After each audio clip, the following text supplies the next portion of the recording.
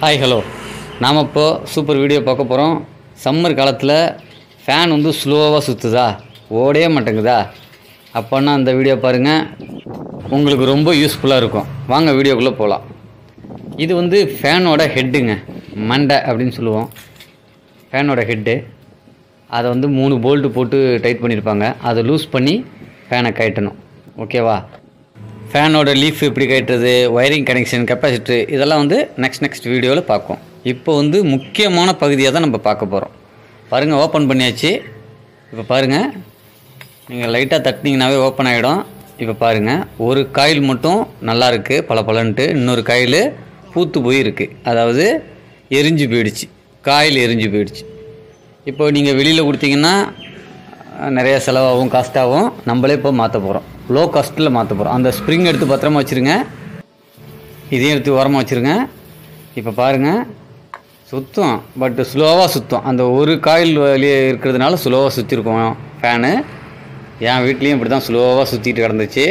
அதை எடுத்து பார்த்தா இப்போ வந்து காயில் எரிஞ்சு போயிருக்கு. ஓகேவா? இந்த கேபிளை உள்ளே அந்த பாருங்கள், உள்ளே எடுத்து விட்டு நீங்கள் வெளியில் எடுத்திங்கன்னா வரும்.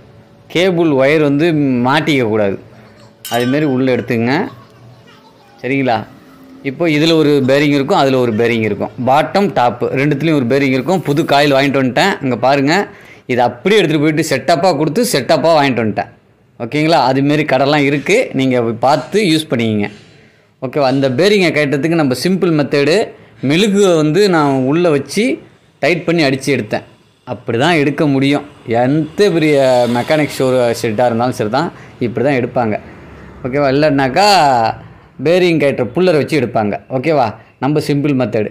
டாப்பில் உள்ள பேரிங்கை வந்து இந்தமாரி இடுக்கில் வச்சு தட்டினீங்கன்னா அதுவும் வந்துடும். 2 புது பேரிங்கும் மாற்றிட்டேன். ஓகேவா?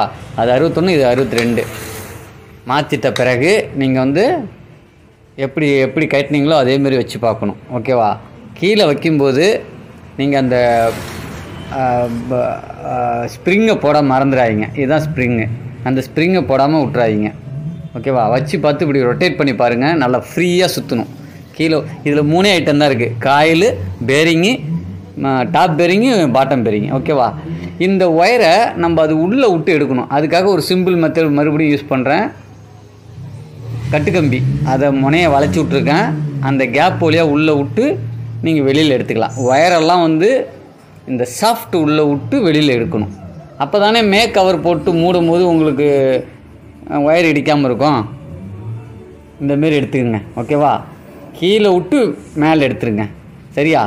அதுக்கு மேலே உள்ள ஹோல்ஸில் தான் வந்து நம்ம செவுத்து மேலே வந்து நம்ம ஃபிக்ஸ் பண்ண போகிறோம். அதாவது வாலில் வந்து ஃபிக்ஸ் பண்ணுறதுக்காக அந்த டாப்பில் உள்ள ஹோல்ஸ் வந்து கொடுத்துருப்பாங்க. ஓகேங்களா? வீடியோ புரியுதா உங்களுக்கு? நான் வேறு கடைன்னு சொல்லிட்டு போகிறேன். சரி, புரிஞ்சுக்கிங்க. இல்லைன்னா வீடியோ ஸ்லோவாக ஓட்டி பாருங்கள். சரி, ஒயர் மாட்டாமல் இருக்க இப்படி எடுத்து வச்சுக்கோங்க. ஓகேவா? இப்போது கவரை போட்டு மூடி வச்சிடணும். ஓகேவா?